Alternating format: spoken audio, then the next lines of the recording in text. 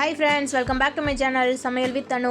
இன்னைக்கு நம்ம வீடியோல ஒரு அட்டகாசமான காலிஃப்ளவர் சில்லி தாங்க பார்க்க போறோம். ரொம்பவே கிறிஸ்பியாவும் ரொம்பவே டேஸ்டாவும் இருக்கும். கொஞ்சம் கூட மசாலா பிரிஞ்சி வராம முழுக்க காலிஃப்ளவர்லயே இருக்கும். இந்த மெத்தட்ல நீங்களும் ட்ரை பண்ணி பாருங்க. ரொம்பவே டேஸ்டா இருக்கும். எப்படி செய்யறதுன்னு பார்க்கலாம் வாங்க. ஒரு மிக்சிங் பவுல்ல ஒரு முட்டை எடுத்துக்கலாங்க. அடுத்ததா 1 டேபிள்ஸ்பூன் அளவுக்கு மிளகாய் தூள் சேர்த்துக்கலாங்க. அடுத்ததா 1/4 ஸ்பூன் அளவுக்கு சீரகத்தூள், கூடவே 1/4 ஸ்பூன் அளவுக்கு பெப்பர் பவுடர் சேர்த்துக்கலாங்க. அடுத்ததாக 1 டேபிள் ஸ்பூன் அளவுக்கு இஞ்சி பூண்டு பேஸ்ட்டும், கூடவே ஒரு 1/4 ஸ்பூன் அளவுக்கு உப்பும் சேர்த்து இதெல்லாம் நல்லா மிக்ஸ் பண்ணிக்கலாங்க. அடுத்ததாக 2 டேபிள் ஸ்பூன் அளவுக்கு சில்லி சிக்கன் மசாலா சேர்த்துக்கலாங்க. அடுத்ததாக 1 டேபிள் ஸ்பூன் அளவுக்கு கார்ன்ஃப்ளவர் சேர்த்துக்கலாங்க. கூடவே 1 டேபிள் ஸ்பூன் அளவுக்கு கடலை மாவு சேர்த்துக்கலாங்க. இப்போ இது எல்லாத்தையும் நல்லா மிக்ஸ் பண்ணிக்கலாங்க. இப்போ இதில் காலிஃப்ளவரை சேர்த்துக்கலாங்க. காலிஃப்ளவர் ஃபஸ்ட்டே நல்லா குட்டி குட்டியாக கட் பண்ணி ஒரு 5 நிமிஷம் போல் வெதவெதப்பான தண்ணியில் போட்டு வச்சுருந்தேங்க. இப்போ இதையும் சேர்த்து நல்லா மிக்ஸ் பண்ணிக்கலாம்.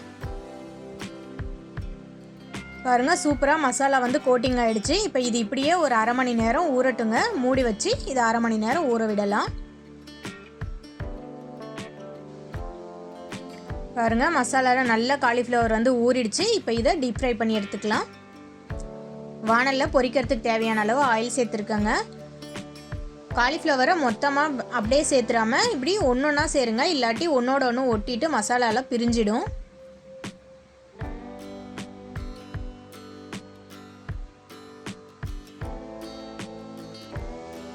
இதே போல் வேகிறதுக்கு இடம் விட்டு கொஞ்சம் கொஞ்சமாக சேர்த்து நல்லா டீப் ஃப்ரை பண்ணி எடுத்துக்கலாங்க. பாருங்கள், காலிஃப்ளவர் நல்லா குக் ஆகிடுச்சு. மசாலா கொஞ்சம் கூட ஆயிலில் பிரியவே இல்லை. ஆயில் பாருங்கள் நல்லா கிளியராக இருக்குது. மொத்த மசாலாவும் காலிஃப்ளவரில் தான் ஒட்டியிருக்கு. இதை இப்போது தனியாக எடுத்துடலாம்.